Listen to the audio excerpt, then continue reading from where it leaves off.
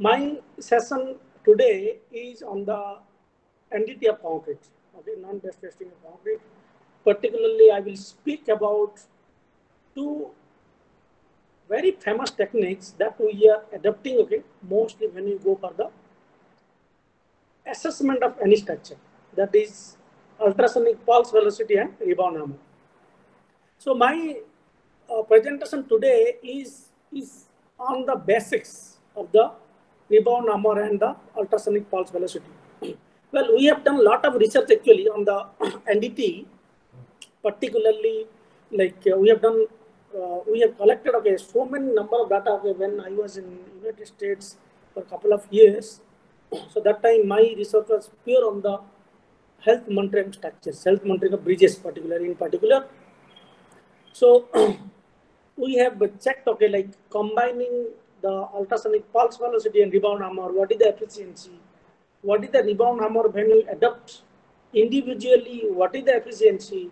What is the efficiency when we apply ultrasonic pulse velocity individually? So all this research I can share, at later point of time. It is already published, work actually. And then some of the work also you can find, some of my journals that is published in ASC Journal of Materials, that is in the early 2011 or 12. But today I am going to speak about the NDT of concrete, in particular to ultrasonic pulse velocity and rebound hammer. So many of you might be knowing about all these two techniques.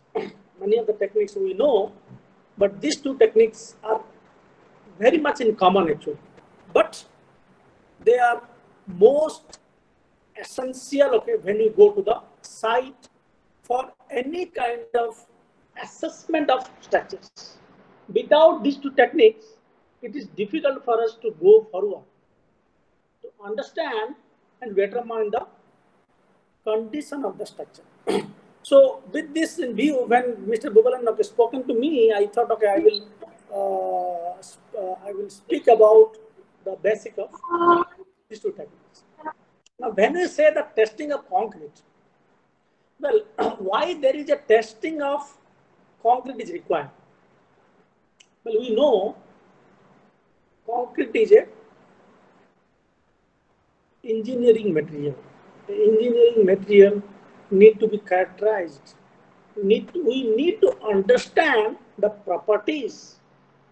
So how we do actually? We do with two techniques, that is non-destructive. Another is the destructive techniques. So we will discuss little bit about it. Then we will go to our topic. Well, what is the destructive testing? We know it very well.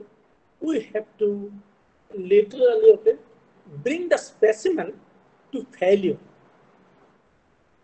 Like we take a cube and put it into the compression testing machine and keep on applying the load until it fails. I mean, the specimen is completely failing.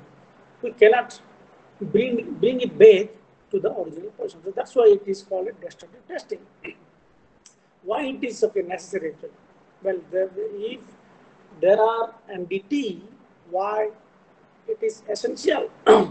Well, it is very much essential actually. NDT, any kind of NDT, whatever the case it is, whatever the precision level it is, you cannot get 100% reliability. You cannot get all the information. So that is the reason we go with the destructive testing. So it gives me more information. It is also easier to carry out, and even many of the cases it is very much economical actually. So, for example, I will go with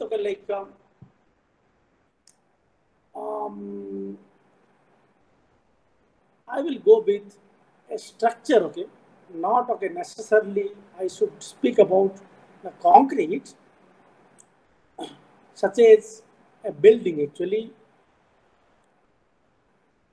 The challenge is when I am being called for the assessment of the building or